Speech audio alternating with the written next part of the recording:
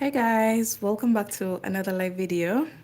So I hope you guys are having a lovely weekend. It's a Sunday. I usually don't work on Sundays, but today I just got a little bit bored. So I stepped into my workspace and yeah, here we are.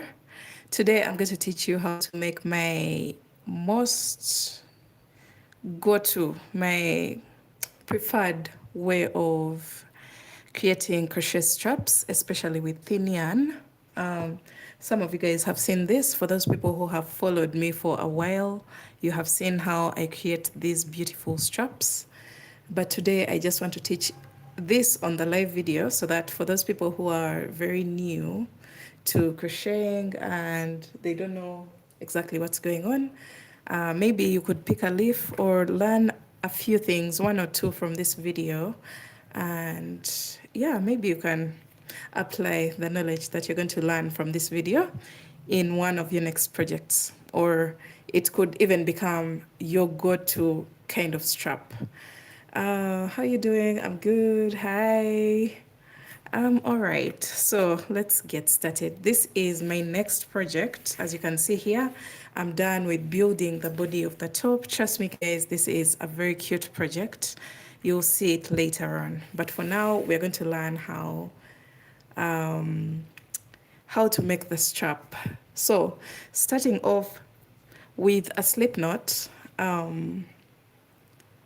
you're going to create a slip knot, insert your hook. That's how I create my slip knot. And I'm going to attach it where I want to attach the strap. As you can see here, I've already created my very first strap.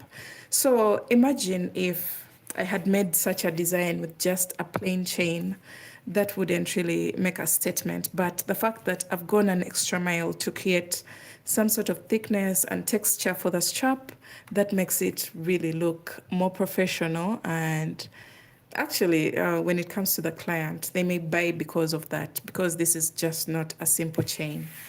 So I'm attaching my yarn into the top of the second bra cup.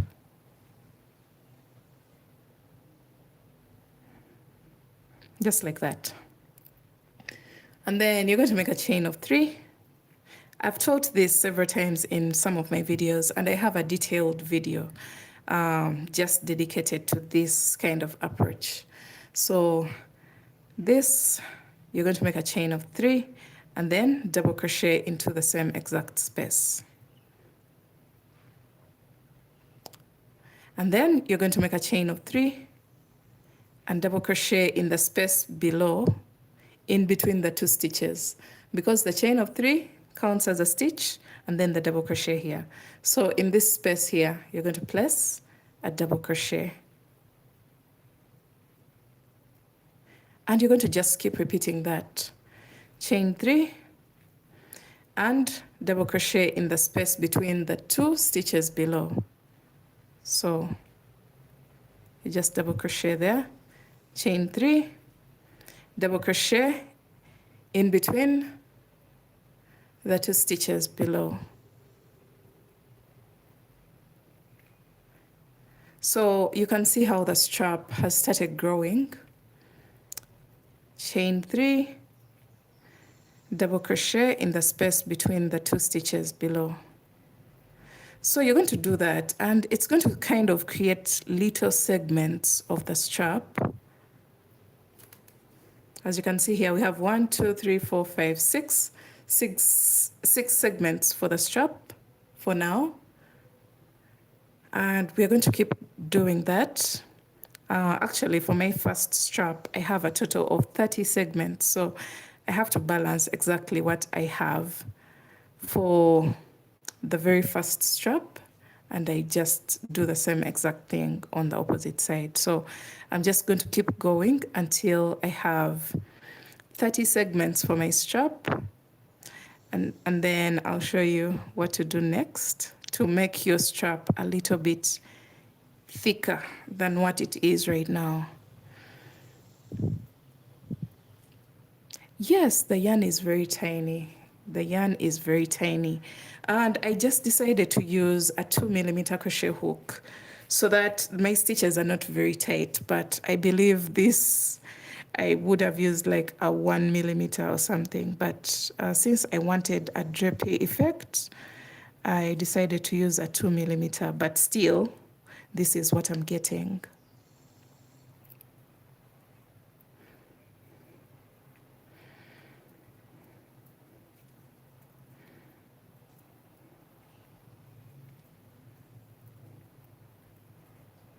I'm trying to control the tension of my project, this one, because I don't want tight stitching. I just want to be easy with the stitches so that it creates that soft-ish look. Because I'm imagining if I was using tight tension for this yarn, oh my God. I don't think I could even create a garment out of it. And then another thing that I want to talk about is I am creating a maxi gown, guys.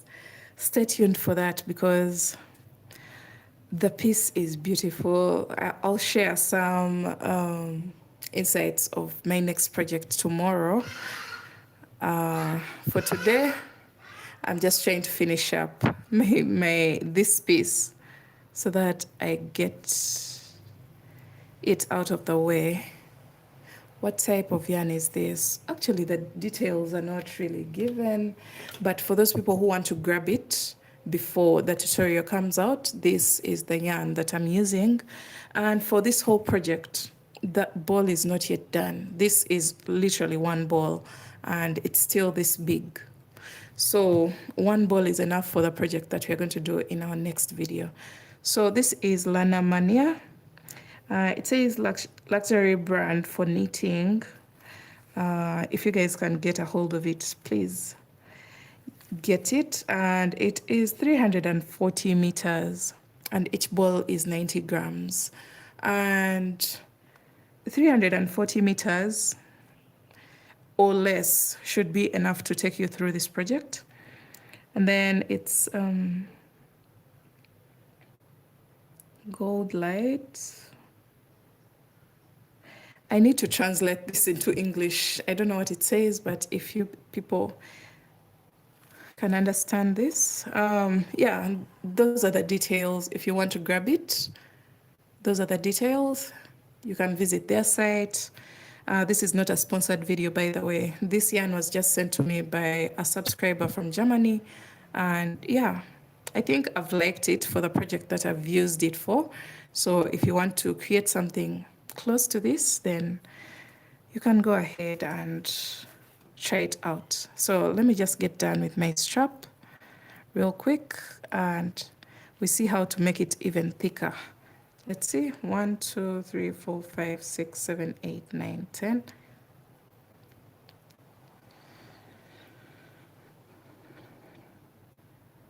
Three more segments. So 29 and 30. So I wanted 30 segments so that I can match up with the strap on the opposite side. And then once you're done with this should be actually okay. If your yarn is quite thicker, then this should be okay. But since mine is really thin, I'm going to go back on it to create some sort of thickness like this, as opposed to what we have right now. You can see this is thicker than this one. So you're going to make a chain of 3 and single crochet into the very first segment, just like that. And then chain 3, single crochet into the next segment. So you're going to place your work in a way that you're working along the strap. Chain 3 and single crochet into the next segment. That way you're creating more thickness for the strap, as you can see here. This is much thicker than the strap that we had created before.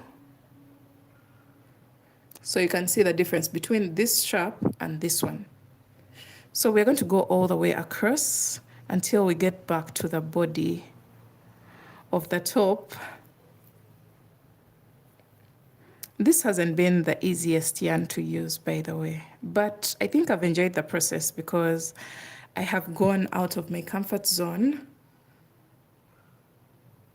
and I've gone out of my comfort zone to try out something new. That's the most interesting thing about this project. And also, I'm going to use sequins for the very first time. I also have, I think, some more projects with sequins in them that I'll be sharing on my channel. But this one, I'm excited because the golden sequins, as I had mentioned in one of my previous live videos, this is going to match so well because it has a touch of gold shimmer or glitter in it. So that means the golden sequins are going to just complement that beauty, and it just becomes a whole, let me say, a whole different thing. In the package that I was sent, I also got another version. I got this black version. Guys, look at this. Look at how beautiful this yarn is. It's the same exact thing. It's the same exact yarn that we are using here. The difference is this is gold and this is black. But I'm just imagining this top in black as well. It would look really gorgeous. Oh my God. You can see the branding is the same. I got about 5 balls of each of these, and I don't even know what to use them for. Maybe, I don't know. I'll just figure out what to use them for. But all I know is I'm not creating a tutorial with black yarn. Maybe I can create in gold, and maybe if I get a custom order, I can recreate in black. But most of the tutorials, I don't use the black yarn because you guys won't be able to see the stitches. The yarn is beautiful, but I usually don't tend to use the black color. Someone says you have tutorials. Yes, I do. This one is the next tutorial that I am working on.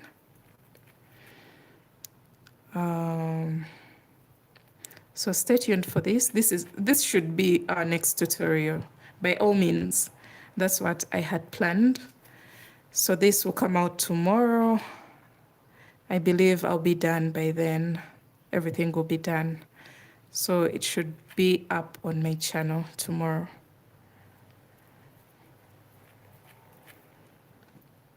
Right now, I'm still in the recording process.